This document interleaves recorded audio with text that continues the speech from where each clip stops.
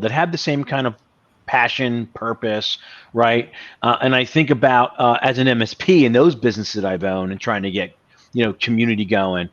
I think it's just a unique time right now that we've seen it from sales and marketing for MSPs, because business owners, they need a lot more information than they needed before, that we have a unique view on as providers because we deal with so many customers. So I think it's fertile ground right now to create some communities around business leaders, ones that have both. But again, you have to do it with the purpose of making all those businesses better, not trying to sign new managed service agreements. Although at some point you'll probably meet more people and be a connector, and that will be one of the results. Well, but it's the mistake people make where it's not content marketing. This is pure. It has to be pure of heart.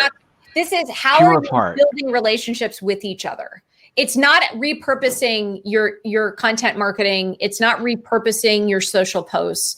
It is, okay, we're going to go on a journey to master something interesting or important.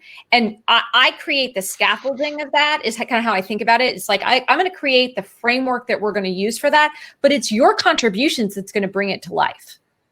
That is going to make it vibrant. So sharing stories. So a couple of tricks of the trade. One is, generally speaking, if you can focus in on the up and comers in the organizations that you serve and want to serve, you will get a much more engaged community, because they are the ones who are highly motivated to learn, to build their networks, to be able to show up to their bosses, especially right now when so many of us are working from, our homes, and there are fewer and fewer ways to rise above and to generate awareness.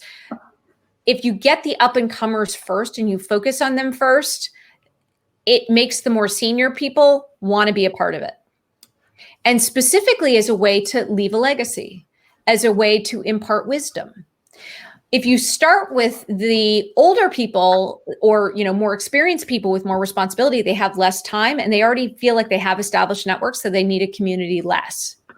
So they're more likely to come and contribute to a community where they feel like they're going to learn something, but that the engagement is already there. It's like the social proof. And so you can basically if you get the up and comers, you can bring the more senior people. But if you start with the more senior people, it's a much higher probability that you can't get any engagement. And then you're ignoring the up and comers. And then you basically are stuck. And you're like, oh, I guess that was a failed experiment. Let's go back to using, a forum for customer support and call it a day. And that's not what a community is for. You have to zoom out and say the failure might have been a symptom, not right. It's not, so I always think about it as like,